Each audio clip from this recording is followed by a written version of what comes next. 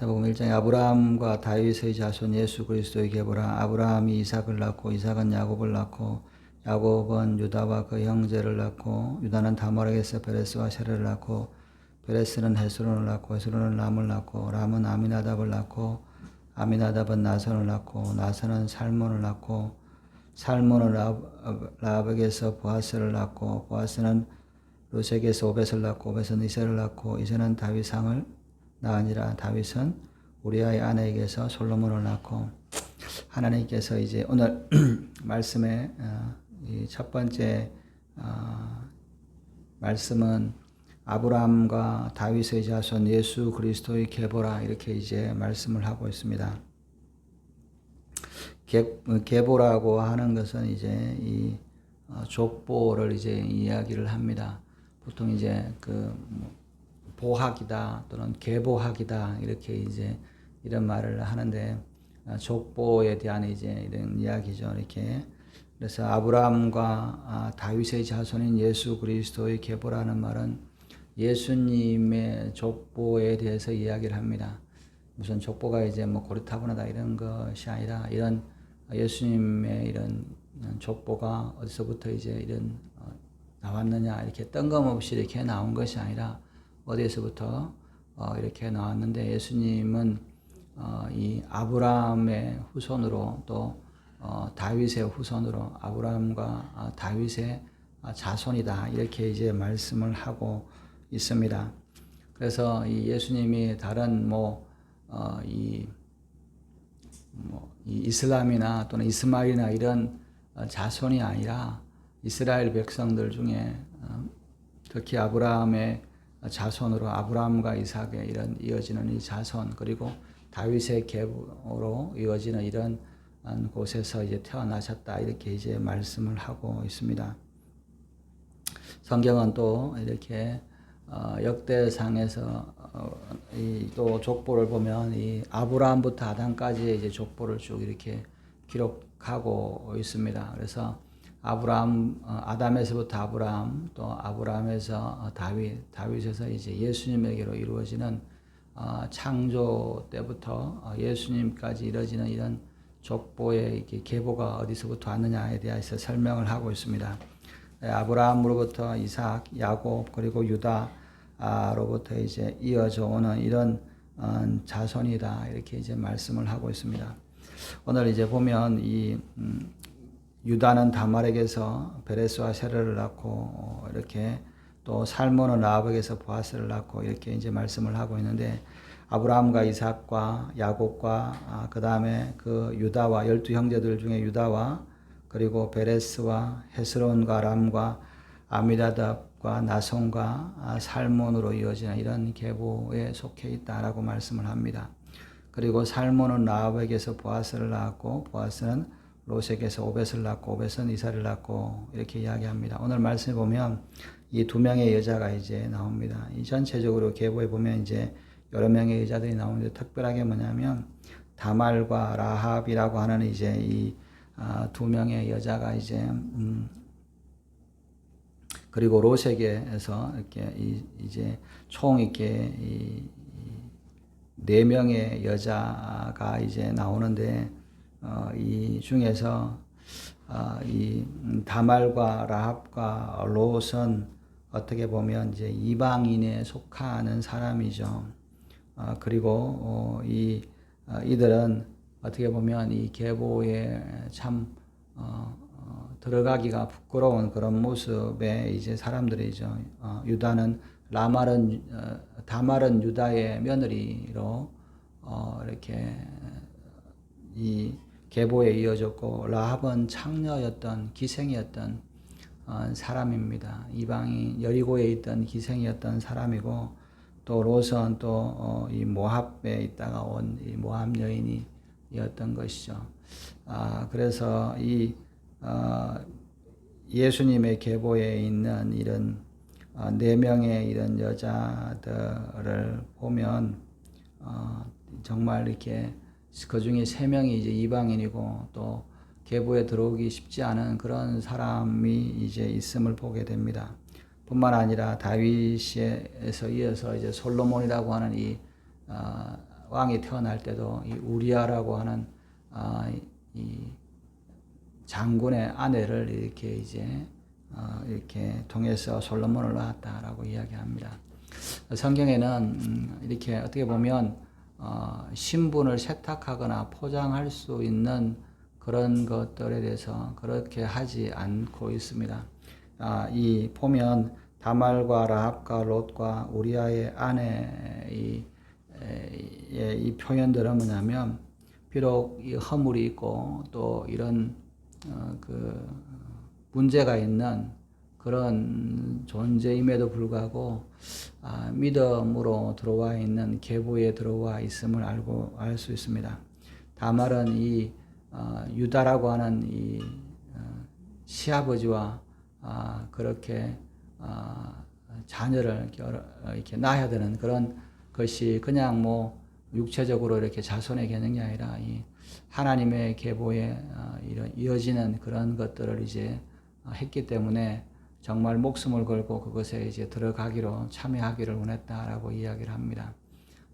이 그런 표현이 있고 그 다음에 라합은 그 믿음으로 또 이 기생이었음에도 불구하고 하나님의 백성이 되기를 원했던 그런 사람이었던 것이죠. 그래서 정탐꾼을 도와서 이제 이스라엘의 안에서 생명을 이어가고 그 가족을 이제 구원했던 사람입니다. 롯도 마찬가지로 믿음으로 시어머니를 따라서 시어머니의 하나님이 나의 하나님이 될 것을 찾아왔던 것이죠. 사실 이 다말과 라합과 롯에게서는 자식을 태어나는 것을 이제 기대할 수 없는 존재인 것이죠.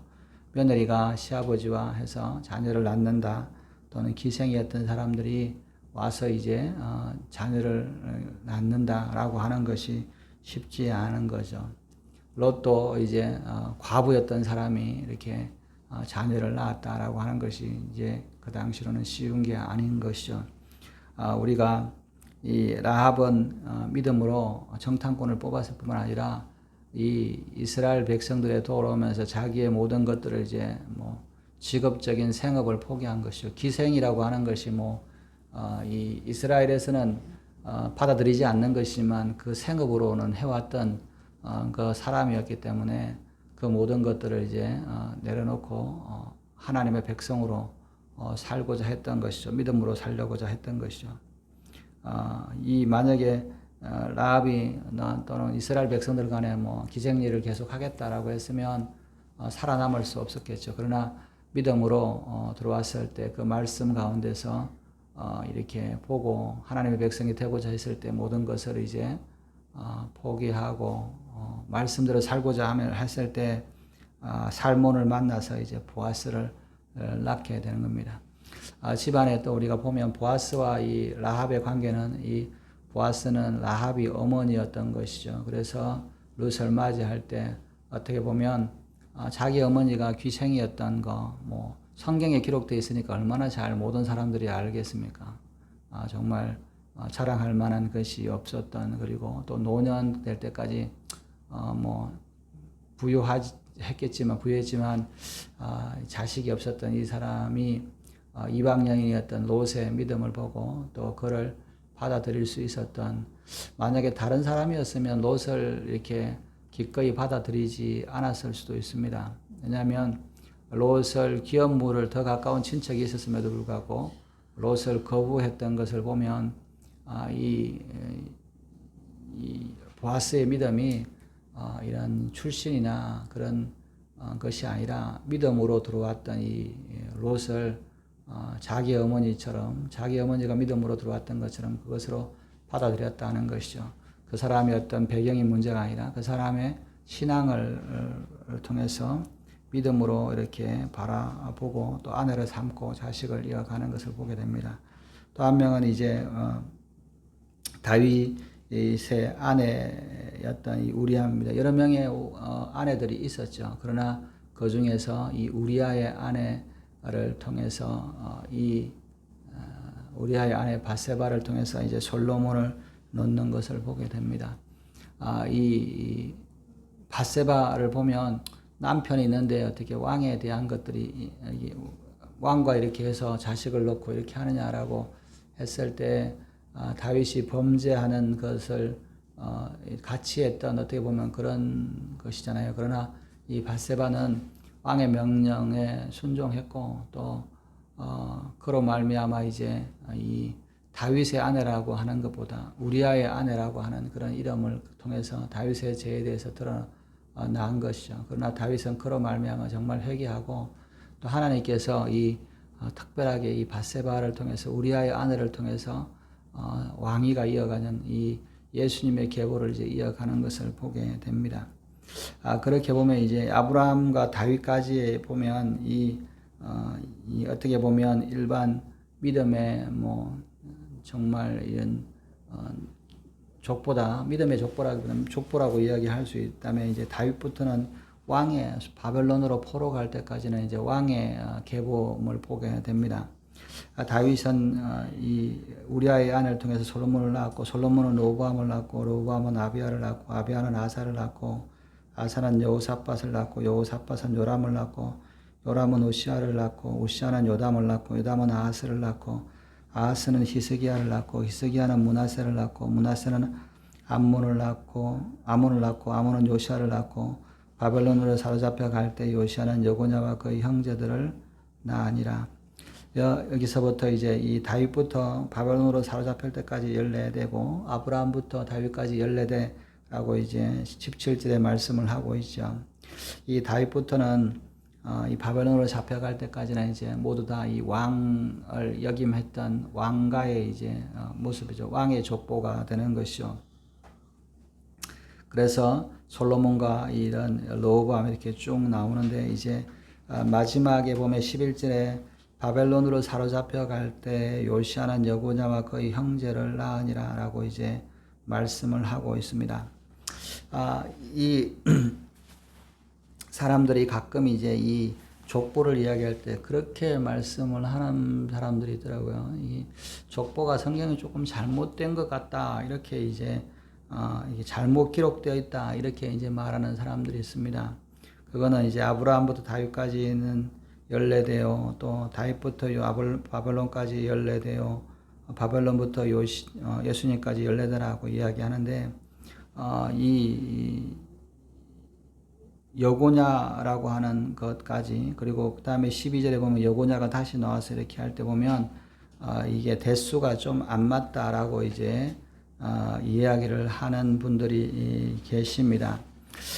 그것은 우리가 이 오해를 하는 것들 중에 하나가 이제 이 요시아는 여고냐와 그의 형제를 낳으니라라고 이제 말씀을 합니다. 다윗부터 여고냐까지 그리고 여고냐부터 하면 이게 횟수가 이제 이 부족하다 이제 잘못 기록된 거 아니냐 이렇게 이제 말씀을 하고 있습니다.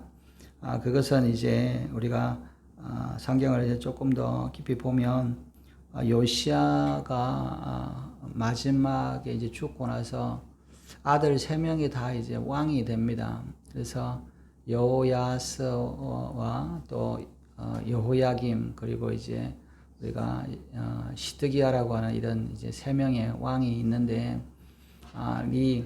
그 중에서 뭐냐면 여고냐는 여호야김의 이제 이 아들입니다. 그래서 요시아 다음에 왕위는 사실은 이제 이 계보로 따지면 여호야김인 것이죠. 근데 왕위는 이렇게 3명이 더 있어요. 요시아가 죽고 제일 먼저 요아스라고 하는 아들이 이제 왕이 되었다가 3개월 남은 이 사람은 요시아를 죽였던 이제 이 이집트로 잡혀갑니다. 이집트가 이제 이 여호야스를 이제 잡아가서 포로로 잡아가죠. 그리고 이제 그 형제였던 여호야김을 이제 세워서 이렇게 이스라엘을 다스리게 하는 이런 일을 하게 되는 것이죠. 그래 여호야김이 이제 11년 동안 이렇게 있다가 이제 죽고 그 아들 여호야긴 오늘 성경에 나오는 여고냐가 하는 이 여호야긴이 이제 왕위에 올랐습니다. 근데 이 여호야긴 왕도 이렇게 요시아의 손자죠. 3개월 이제 왕이 되었다가 그 모두 다가 왕비랑 이제 다 포로로 바벨론에 포로로 잡혀 갔습니다. 그래서 이 요시아하고 여고냐 사이에 이제 여호야김 왕이 있다, 여호야김이 있다는 것이죠. 그리고 이제 이 여호야긴이 3개월 만에 잡혀가고 나서 여호야긴의 삼촌이었던 요시아의 아들이었던 이 시드기야가 이제 마지막 이스라엘의 유다의 왕이 되는 것이죠. 그래서 이제 이 계보로 따지면 시드기야나 여호야스가 아니라 이제 이 여호야김과 여호야긴 이런 계보로 이제 나아가기 때문에 성경에는 뭐냐면 이 요시아와 이 여고냐라고 하는 것들 사이에 이제 여호야김 왕이 있다. 그렇죠. 그렇게 보면 이제 14대가 이제 이루어지는 것을 보게 됩니다. 바벨론으로 사로잡혀 간 후에 여고냐는 스알데를 낳고 스알데는 스룹바벨을 낳고 스룹바벨은 아비웃을 낳고 아비웃은 엘리야김을 낳고 엘리야김은 아수르를 낳고 아수르는 사독을 낳고 사독은 아킴을 낳고 아킴은 엘리웃을 낳고 엘리웃은 엘리아사를 낳고 엘리아사는 마단을 낳고 마단은 야곱을 낳고 야곱은 마리아의 남편 요셉을 낳으니라. 마리아에게서 그리스도라 칭하는 예수가 나시니라. 이 바벨론으로 이제 포로로 갔던 이 여호야긴 여고냐 왕은 이제 그 포로 생활에서 이제 감옥에 있다가 유다가 이제 멸망하고 나서 이제 바벨론으로부터 이렇게 감옥에서 나와서 마지막 여생은 이제 왕족으로서 이렇게 바벨론에서 지냈습니다. 이 바벨론이 이 여호야긴이었던 이 여고냐를 이제 감옥에서 풀어주고 왕으로서 대접을 하고 또 왕의 바벨론 왕궁에서 이제 공급받는 이런 왕족의 대우를 받고 이제 살았습니다. 그래서 이제 이어지는 여고냐로부터 이제 계보들이 이제 이어지게 되는 것이죠. 그래서 이제 이어지는데 오늘 보면 여고냐는 스알데를 낳고 스알데는 스룹바벨을 낳고 스룹바벨은 아비웃을 낳고 아비웃은 엘리야김을 낳고 엘리야김은 아수르를 낳았다. 이 스룹바벨이라고 하는 이름이 이제 나오는데 이 사람이 특별한 이제 이름이죠. 그래서 우리가 뭐 같은 동명이인이다를 수도 있고 이제 정확하긴 하지만 어쨌든 이 스룹바벨이 성경에 나오는 스룹바벨이라 그러면 그 성전을 이제 세우는 솔로몬의 성전을 파괴되었던 이제 성전을 이렇게 다시 세웠던 제2성전, 우리가 스룹바벨 성전이라고 하는 성전을 세웠던 이런 사람입니다.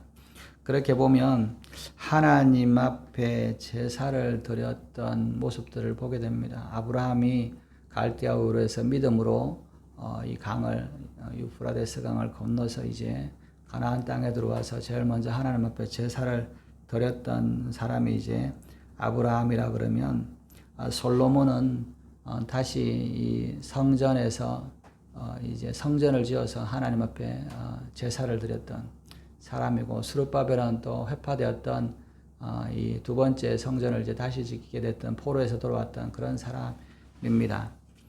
그리고 이 예수님은 이 땅의 성전이 아니라 하늘에서 온전한 제사를 드렸던 성전을 새롭게 했던 사람인 것이죠.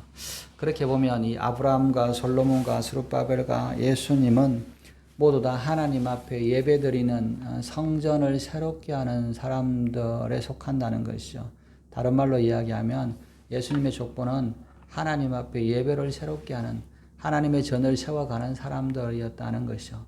우리가 아무것도 없는 돌로 제단을 쌓아서 하나님 앞에 예배하는 곳을 삼았던 이 아브라함이나 성전을 만들어서 하나님 앞에 예배했던 장막이 아니라 성전을 만들었던 솔로몬이나 또 포로로 돌아와서 다시 해파된 성전을 세웠던 스룹바벨이나 이 땅에서 양과 염소의 피가 아니라 하나님 앞에 온전한 하나님의 어린 양 되시는 자신의 피로 하나님 앞에 예배를 드렸던 이 온전한 성전에 드렸던 이 예수의 모습들은 다 정말 하나님 앞에 믿음으로 예배를 드리는 그런 모습의 이런 계보를 보여주고 있습니다.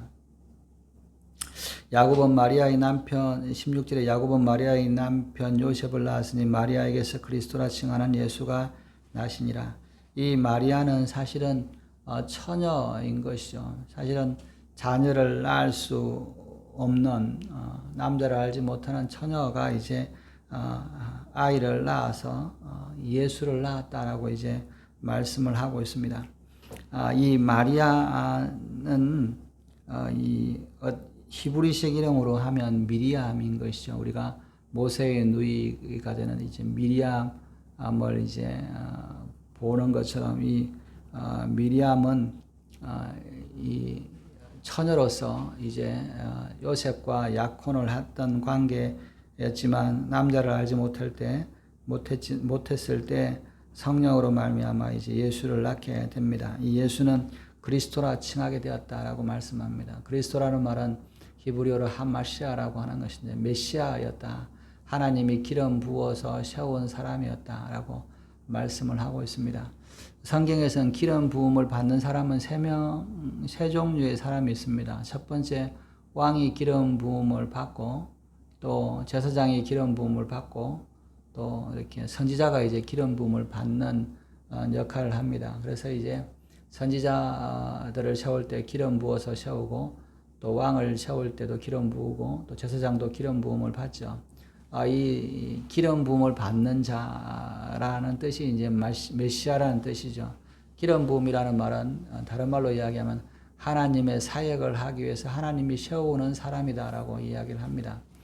우리가 이 이방인 가운데 이 페르시아 바사 제국의 고레스를 하나님께서 기름 부은 자다라고 얘기를 합니다. 즉 하나님의 일을 위해서 하나님이 세우시는 사람을 이제 이 메시아 그리스도라고 이야기를 하는 것이죠.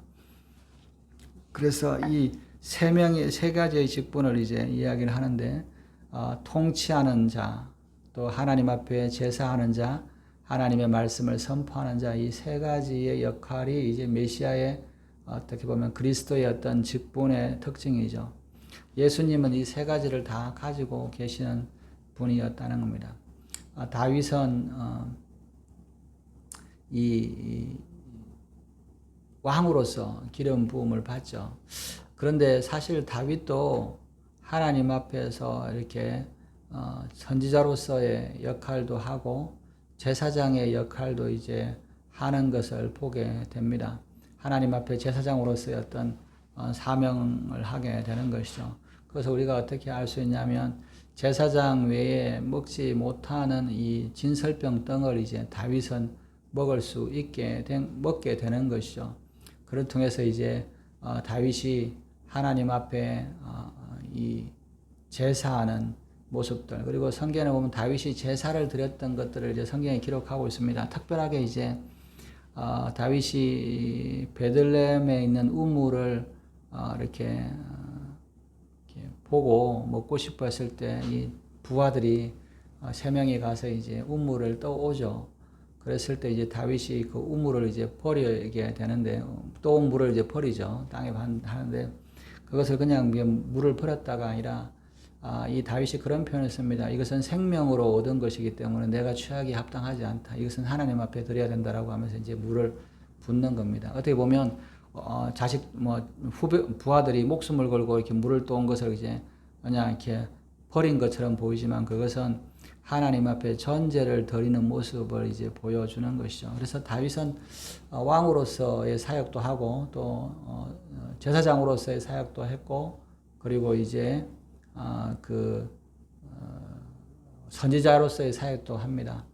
또 하나는 뭐냐면 제사장으로서의 사역을 하는 것은 보면 뭐냐면 하나님께서 이 천사를 보내서 이 전염병을 보냈을 때 아라우나의 타작마당을 사서 그곳에서 이제 하나님 앞에 제사를 드리는 것을 보게 되는 것이죠. 그것이 보면 이제 이 다윗도 이렇게 셋을 이제 나누게 되는데, 그 이후로는 이제 왕이 제사를 드리는 경우가 잘 없죠. 왕이 제사를 드리려고 했다가 이제 다윗의 후손 중에도 보면 이 성전에 자기가 임의로 제사장처럼 분향하려다가 문둥병이 걸리는 왕들도 이제 있는 것처럼 이게 합쳐지지 않는데 이것이 다 합쳐지는 모습들이 있죠. 또 하나 이제 아브라함도 사실은 이 모습들을 다 가지고 있습니다. 선지자로서의 모습도 있고 제사하는 제사장의 모습들도 있고 아브라함은 또 이제 왕으로서의 어떤 그런 역할도 이렇게 이제 하는 것을 이제 보여줍니다. 그런 것처럼 보면 이제 이 메시아라고 하는 것은 하나님의 부르심을 받는 자로서 왕과 제사장과 선지자의 역할을 하는 사람들인데, 이것이 나누어져 있다가 예수님에게서는 이제 하나에 다 합쳐지는 모습들을 이제 보여주게 되는 것이죠. 그래서 이 예수님이 이런 계보를 통해서 태어났음을 이야기를 하고 있는 것이죠. 17절에 그런즉 모든 대수가 아브라함부터 다윗까지 연례되어 다윗부터 바벨론으로 사로잡혀 갈 때까지 연례되어 바벨론으로 사로잡혀 간 후에 그리스도까지 연례되라. 아브라함부터 이렇게 이 다윗까지, 다윗으로부터 바벨론까지, 바벨론에서 예수님까지 이런 계보들을 이렇게 이어져 왔다라고 이제 말씀을 하고 있습니다. 세상의 족보들은 그냥 이렇게 뭐 귀하게 여기지만 그것이 어떻게 보면 이 중요하지 않죠. 뭐 세상 사람들은 뭐 중요하고 또 이렇게 하는 것이지만 세상의 족보들은 그렇게 중요하지 않지만 예수 그리스도의 계보, 족보는 중요합니다. 이것은 믿음의 계보고 이것이 이제 중요한 역할을 하는 것이죠.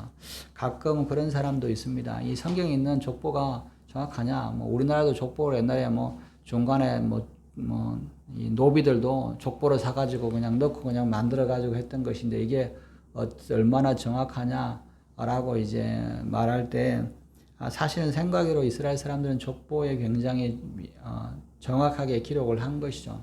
아브라함 때부터 이제 족보를 이렇게 했을 뿐만 아니라 왕이 되고 나서는 당연히 왕의 족보가 이제 왕실의 족보니까 뭐 중요하죠. 그런데 이제 포로로 잡혀갔을 때 뭐 다른 것들은 뭐 아브라함과 이제 뭐 이집트에 가 있어서 이런 것들은 족보가 뭐 그렇다고 치더라도 이집트로 가서는 이제 뭐 요셉이 총리였고 이렇게 족보가 조금 뭐 노예 생활을 했겠지만 그런 거라고 한다라고 봐도 바벨론으로 나라가 망해서 포로로 가고 나서는 족보가 막 섞이지 않았겠냐라고 이제 이야기를 하는데 생각만큼 그렇지는 않죠. 우리가 이제 바벨론에서 포로로 와서 느헤미야에 보면 그런 표현이 있습니다.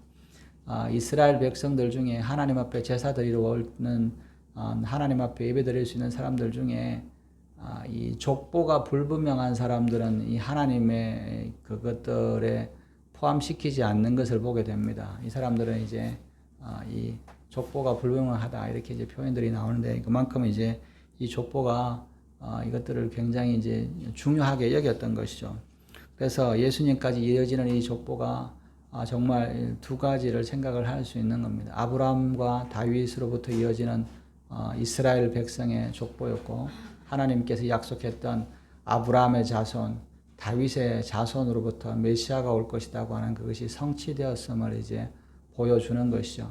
또 하나 이 마리아를 통해서 예수님이 태어났다는 것은 700년 전에 이사야 선지자를 통해서 처녀가 아들을 낳으리니 그 이름을 임마누엘이라고 하라고 하셨던 그 예언의 약속이 성취되는 것을 보게 되는 것입니다. 그래서 이 족보를 통해서 예수님은 그냥 난 것이 아니라 예언되어 있고 예언된 대로 성취되어 있다. 하나님이 말씀하시고 그로 말미암아 이루어 가셨던 하나님의 역사의 증거다라고 말씀을 하고 있는 것이죠. 성경에는 아브라함의 후손이요 또 다윗의 후손으로서 여자로서 메시아가 태어날 것이다라고 했던 그 예언대로 예수님이 태어났음을 보게 됩니다. 이것은 세상의 빛이요 하나님께서 구원을 위한 하나님의 계획이 이 땅에 완전하게 드러났음을 보여주는 것입니다. 우리가 사람들은 세상의 어떤 뭐 족보나 세상의 것들은 그것들이 물론 뭐 개인적으로는 중요하지만 그것이 정확하게 이 세상의 가운데 구원과 빛으로 하나님의 약속이 성취되는 것을 보여주지는 않지만 예수 그리스도는 하나님의 말씀이 살아있고 그 말씀대로 이루어질 것을 이제 보여주는 것을 말합니다. 마찬가지로 예수님으로부터 이어지는 그 세대도 성경에 예언된 대로 다 이루어질 것을 이제 말씀을 하고 있습니다. 이분이 다시 메시아로서 이 땅에 오실 것이고 그때 이 세상을 다스릴 것을 이제 말씀을 하고 있습니다. 오늘도 우리가 믿는 이 예수는 그냥 뜬금없이 나타나는 신화나 이야기 가운데 거짓된 것이 아니라 역사 가운데 뿌리를 받고 또 하나님의 말씀 가운데 예언의 성취 가운데 태어나셨던 분이라는 것이죠. 그리고 또한 그분은 이 하나님의 예언의 모든 것들을 완성시키실 분이시다라고 말씀을 하고 있습니다. 오늘도 우리가 이 예수님을 받을 때 어떤 사람들은 뭐 예수님이 진짜 있냐 없냐 또 신화냐 아니냐 이것이 뭐 이렇게 이야기하지만 예수님은 분명하게 인간의 모습으로 오셨고 또 그것은 역사적인 사실이고 거짓이 아님을 우리가 보여주고 있습니다. 오늘도 이 예수님이 역사 가운데 이렇게 나타나셨다는 것은 다시 예수님이 이 땅의 주인으로 오실 것을 우리가 바라보고 믿게 되는 근거가 되는 것입니다. 오늘도 예수님을 바라보고 그분이 인간의 몸으로 오셨던 것처럼 다시 이 땅에 심판자로 오실 것을 우리가 바라보고 신앙생활 하시는 저와 여러분들 되시기를 바랍니다. 예수님이 막연해지면 주님이 오시는 것도 막연합니다. 어떤 분들은 예수님이 정말 이 땅에 오신 것에 대해서 그냥 막연하게만 이렇게 생각을 합니다. 그렇지 않고 예수님은 정확하게 예언된 대로 하나도 빠짐없이 그 예언을 성취하시면서 이 땅에 오셨던 그분이 다시 오셔서 이 세상을 심판하실 것을 우리가 믿고 그리고 우리 신앙이 굳건해지는 저와 여러분들 되시기를 주님의 이름으로 축원합니다. 기도하시겠습니다. 하나님 아버지, 우리가 예수님이 이야기나 또는 신화나 그런 것이 아니라 역사의 뿌리를 받고 있고 하나님께서 태초에 천지를 창조하신 후에 아담부터 예수님까지 이 모든 이 계보가 하나도 틀림이 없이 이루어지고 또 이 예수님의 태어나심이 그냥 우연히 태어난 것이 아니라 하나님께서 예언하시고 구원을 베푸시고 또 하나님의 역사를 보여주시기 위해서 전고로 그 예언대로 태어나신 것을 우리가 깨닫게 됩니다. 오늘 이 말씀을 통해서 하나님은 1.1획도 틀림이 없고 그 모든 예언을 세대를 거쳐서 대대를 거쳐서 이것을 이루어 가시는 것을 보게 됩니다. 오늘도 역사 가운데서 주관하시는 하나님을 바라보게 하시고 예수님이 또 이 역사 가운데 다시 임하실 것을 소망하며 믿음이 흔들리지 않는 죄를 될 수 있도록 은혜를 다하여 주시옵소서. 감사하며 이 모든 말씀을 구주 예수님의 이름으로 기도드렸습니다. 아멘. 주기도문 하시겠습니다. 하늘에 계신 우리 아버지여, 이름이 거룩히 여김을 받으시오며 나라에 임하옵시며 뜻이 하늘에서 이루어진 것 같이 땅에서도 시이다. 오늘 우리에게 일용할 양식을 주옵시고 우리가 우리에게 죄 지은 자를 사하여 준 것 같이 우리의 죄를 사하여 주옵시고 우리를 시험에 들게 하지 마옵시며 다만 악에서 구하옵소서. 나라와 근세와 영